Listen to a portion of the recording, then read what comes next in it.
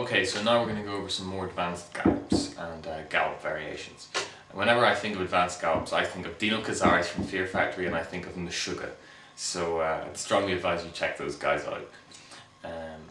First thing I did was I took basic gallops and then I started adding notes to them to see what ended up sounding cool.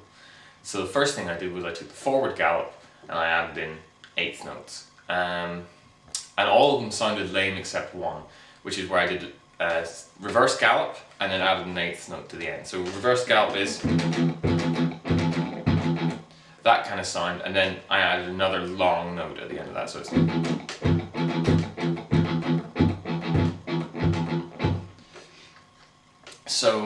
like many of the things we're going to be going over today, it doesn't exactly fit over a standard quarter note beat. In fact, you're going to be starting on the beat and then on the upbeat. So it's going to be like, and you can see where the accent is rotates against the beat. So now I'll give you a little video of me playing along at full speed with a close-up on the right hand along with some halftime drums. Give you some context on this and what it sounds like.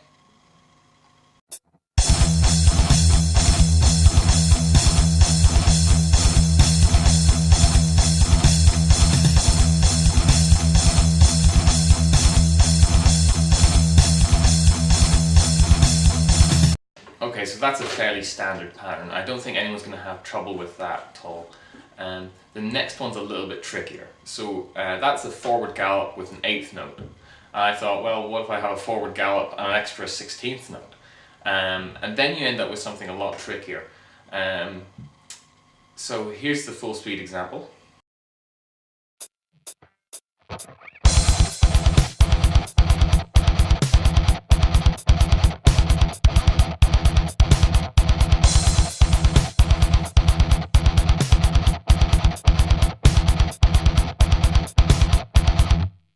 So just to talk a little bit more about that one, if you're going to be playing that, you need to have a very strong awareness of where the standard quarter note beat is.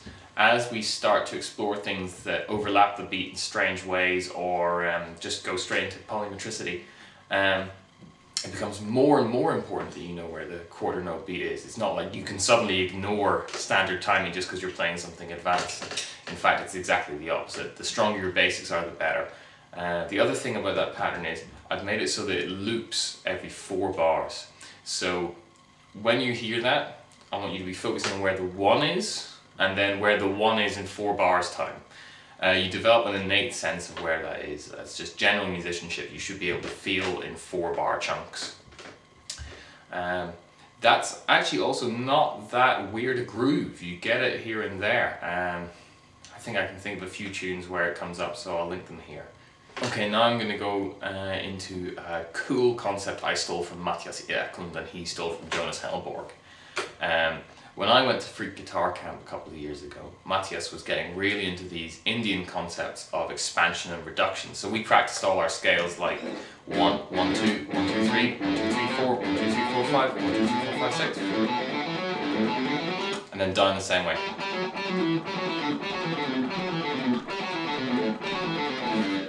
And if you listen to breakdowns that he has written about that kind of time, you can hear these ideas that start small and they expand, or perhaps they start big and they shrink. And I just thought it was a very cool concept, and it's a very simple concept. So this next gallop variation, it's kind of written around that idea. So you start with 1, 1, 2, 1, 2, 3, 1, 2, 3, 4, 1, 2, 3, 4, 5, 1, 2, 3, 4, 1, 2, 3, 1, 2, and that actually brings you back to the 1. For playing the next 2 bars. So it actually fits into 2 bars if you go up to 5 and back down to 2. So I'll play that at full speed with the backing for you.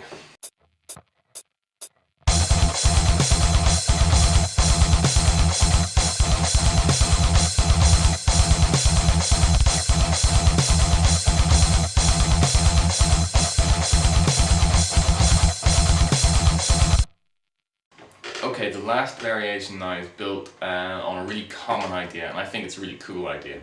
If you have any additive time signature, so that's where the time signature breaks down into groups of 2s and 3s. So like 5 can be seen as a group of 2 and a group of 3, or a group of 3 and a group of 2. So What I like to do is I like to fill every 2 with a with a reverse gallop, and then every 3 I do with the very first variation from the day. So basically anytime I have 2 eighths notes they become, and anytime I have 3 eighths notes they become. So I'm going to play you now one that's based on a 7/8 groove. So it's 2, 2, 3. So